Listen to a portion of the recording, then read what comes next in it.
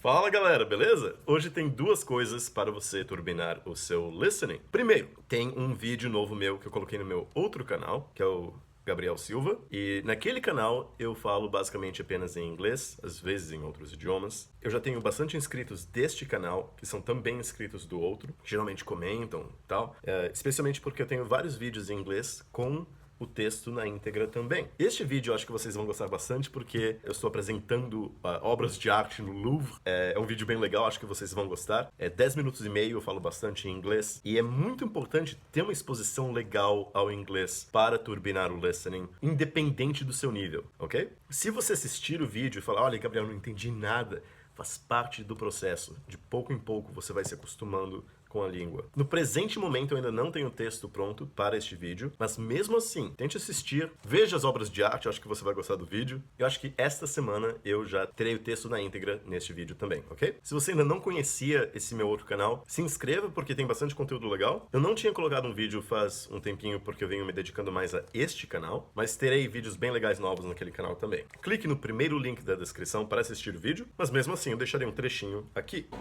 The Mona Lisa. Observe especially the details. It's quite glorious. Observe also the great halls. Das ist dein erstes Mal hier in Paris?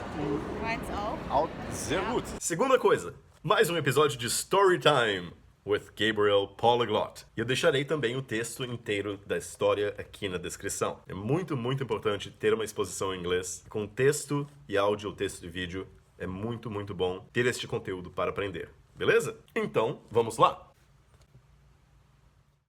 Olá, meus amigos!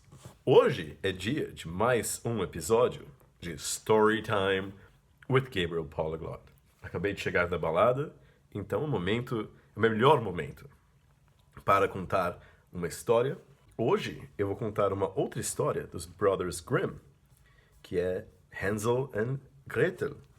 Hansel and Gretel. Ok, então, como sempre, essa vai ser a versão do Wikipedia, ok, para Hansel and Gretel. Esses contos de fadas são interessantes porque, tipo, ao ouvir uma história em inglês, é bem legal para você aprender novo vocabulário e, especialmente com histórias, a gente aprende bastante do idioma. Então, mesmo se você estiver em um nível bem básico, acho que vale a pena ouvir, vale a pena estudar um pouco o texto, especialmente porque está na versão do Wikipedia, então é uma versão meio simplificada, ok? Então vamos começar. Mas antes, está na hora de abrir a minha cervejinha aqui. Cheers, my friends. So, in Germany, Hansel and Gretel are the children of a poor woodcutter, or a woodcutter. When a great famine settles over the land, the woodcutter's wife decides to take the children into the woods and leave them there to fend for themselves so that she and her husband do not starve to death. The woodcutter opposes the plan, but finally and reluctantly submits to his wife's scheme. They were unaware that in the children's bedroom, Hansel and Gretel have overheard them. After the parents have gone to bed, Hansel sneaks out of the house and gathers as many white pebbles as he can. Then returns to his room, reassuring Gretel that God will not forsake them. The next day, the family walk deep into the woods, and Hansel lays a trail of white pebbles. After the parents abandon them, Hansel and Gretel follow the trail back home. When their mother sees them, she is furious and locks them in the house.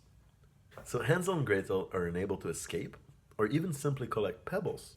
The following morning, the family treks into the woods. Hansel takes a slice of bread and leaves a trail of breadcrumbs for them to follow home. However, after they are once again abandoned, they find that birds have eaten the crumbs and they're lost in the woods. After days of wandering, they follow a beautiful white bird to a clearing in the woods and discover a large cottage built of gingerbread, cakes, candy, and with window panes of clear sugar. Hungry and tired, the children begin to eat the rooftop of the house when the door opens and a hideous old hag emerges and lures the children inside with the promise of soft beds and delicious food and a hot bath. They do this unaware that their hostess is actually a bloodthirsty witch who waylays children to cook and eat them.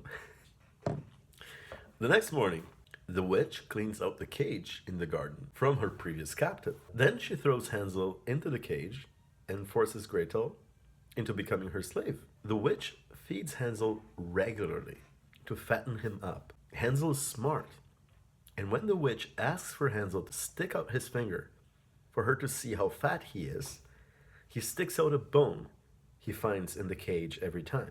Due to her blindness, the witch is fooled into thinking Hansel is too thin to eat. After weeks of this, the witch grows too impatient and decides to eat Hansel anyway. The next day, the witch prepares the oven for Hansel, but decides she is hungry enough to eat Gretel too.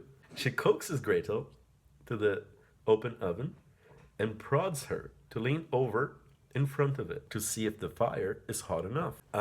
Gretel, sensing the witch's intent, pretends she does not understand what she means.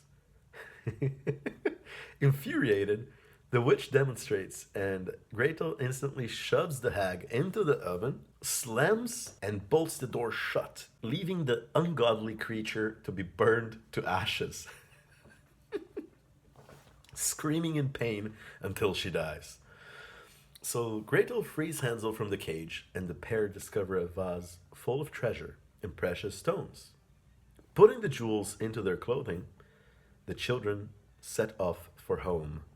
So a duck ferries them across an expanse of water, and at home, they find only their father, who revealed that their mother died from an unknown cause. Their father had spent all his days lamenting the loss of his children, and is delighted to see them safe and sound. With the witch's wealth, they all live happily ever after. Esse pai, mesmo tipo, o cara deixa a mulher convencê-lo que eles têm que deixar as crianças na floresta pra, tipo, se virar, porque pra eles não morrerem de fome. E depois que a mulher morreu, daí sim ele, tal, sim, eu tava lamentando muito que vocês estavam... Esse cara não é legal, não. Esse cara não é legal. Então tá aí, pessoal. Espero que vocês tenham gostado deste episódio de Storytime with Gabriel Poliglota. Um abraço a todos.